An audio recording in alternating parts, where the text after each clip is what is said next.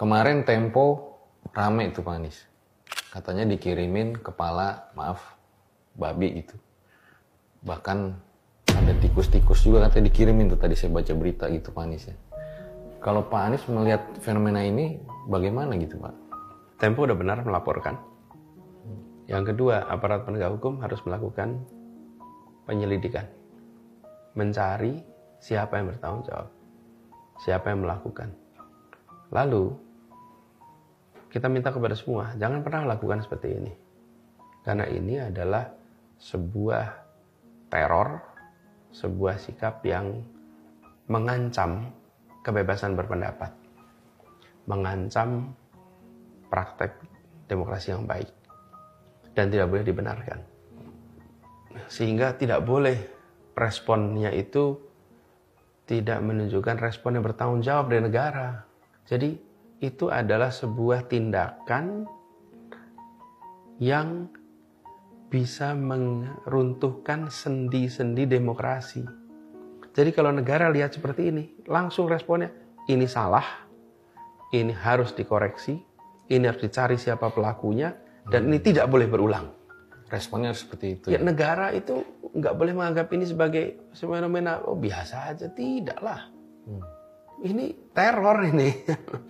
Ini tidak boleh dibiarkan. Dan negara harus hadir menunjukkan bahwa negara berada di dalam posisi moral penjaga demokrasi. Dan ini salah. Ini berbahaya. Saya pernah berada di pemerintahan. Dan Tempo kritis. Saya pernah jadiin cover sama Tempo. Oh iya tuh Pak. Segala macam kritik ya. Saya pernah laporin Tempo? Tidak. Apakah saya kemudian melakukannya? Tidak. Kenapa? Karena saya memandang ini sebagai bagian dari fungsi dia untuk melakukan pengawasan kepada pemerintah. Kita mungkin tidak suka dengan apa yang mereka tulis. Mungkin kita tidak setuju dengan apa yang tulis. Tapi kita harus menghormati apa yang dia tulis. Dan kalau kita merasa yang dia tulis tidak benar, maka kita sampaikan informasi yang benar. Yeah. Bukan dieliminasi, tidak boleh. Itulah prinsip demokrasi. Jadi peristiwa ini itu yang konyol, yang rasanya seperti saya tadi cerita. Kita saya ngalamin tuh jam 1 malam, jam 2 malam ditelepon, diteror, nggak boleh. Besok itu ada era itu gitu. Jadi ketika muncul peristiwa itu tuh memori itu tuh muncul lagi, lagi. Ini pernah nih kita alamin nih. Dan itu dulu sempat bikin Pak Anies trauma ya Pak? Enggak trauma sih. Enggak juga ya? Ingat kita. Ingat aja gitu? Ingat, tapi ya itu nggak kemudian membuat kita jadi berhenti. Coba tanya sama Tempo. Emang kemudian mereka jadi berhenti gara-gara dikirimin? Enggak lah. Jadi seperti itu tuh hanya membuat suasana menjadi tidak sehat.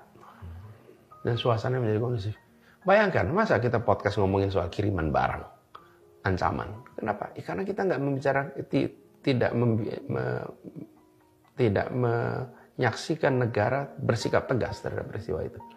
Nah itulah sebabnya kenapa di dalam merespon sebuah fenomena itu harus pegang satu, prinsip konstitusi, prinsip moral, prinsip nilai. Itulah rujukan negara dalam bertindak. Bukan kepentingan-kepentingan lain.